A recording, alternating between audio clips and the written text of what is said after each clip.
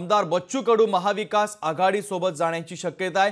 महायुतीची साथ सोडण्याची शक्यता आहे। आमदार बच्चू कडू यांनी शरद पवारांची भेट घेऊन चर्चा देखील केली आहे। मोदीबाग या शरद पवारांच्या निवासस्थानी दोन्ही नेत्यांमध्ये तब्बल अर्धा तास चर्चा झालेली आहे। तर खासदार सुप्रिया सुळे देखील यावेळेस उपस्थित होत्या। राजकीय विषयांवर चर्चा झाल्याची बच्चू कडू यांनी माहिती दिली। तर 2 महिन्यामध्ये मागण्या मान्य न झाल्यास आमचा मार्ग मोकळा असल्याचं विधान बच्चू कडूंनी केलं। बच्चू कडू यांनी दिव्यांग आणि शेतकऱ्यांसाठी मोठं काम केल्याचं सुप्रिया सुळे यांनी म्हटलंय। तर महाराष्ट्रासाठी सर्व चांगल्या नेत्यांनी एकत्र येणं गरजेचं असल्याचं देखील सुप्रिया सुळे यांनी म्हटलंय।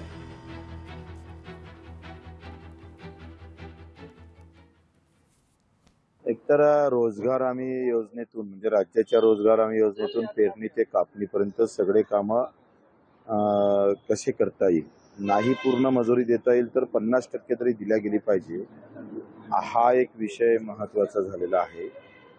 आणि दिव्यांग बांधवाच्या बाबतीत तर या दोनही विषयावर दिव्यांग आणि शेतकरी या विषयावर चर्चा झाली आणि त्यांचं निवेदन पण आम्ही त्यांना दिलं।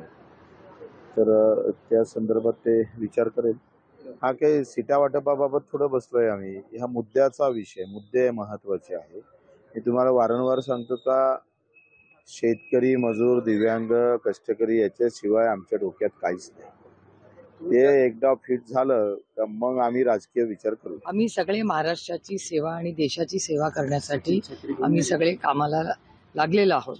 आणि बच्चू भाऊ हे महाराष्ट्रामध्ये एक महत्त्वाचे नेते ज्यांनी अपंग असतील दिव्यांग असतील यांच्यासाठी खूप मोठं आणि चांगलं काम अशा समाजासाठी केलं जेव्हा त्या समाजाकडे फारसं कुणाचं लक्ष नव्हतं। म्हणजे या सगळ्यांना मेनस्ट्रीममध्ये आणण्याचं काम जर कोणी केलं असेल तर ते बच्चू भाऊंनी केलेलं आहे। आणि हे जनरेशन विसरणार सगळ्या चांगल्या लोकांनी ज्यांना खरंच महाराष्ट्राचं हित जपायचंय अशा लोकांनी एकत्र येणं हे राज्यासाठी आणि देशासाठी चांगलं। लोकशाही मराठी ऐका, पहा, जागरूक रहा।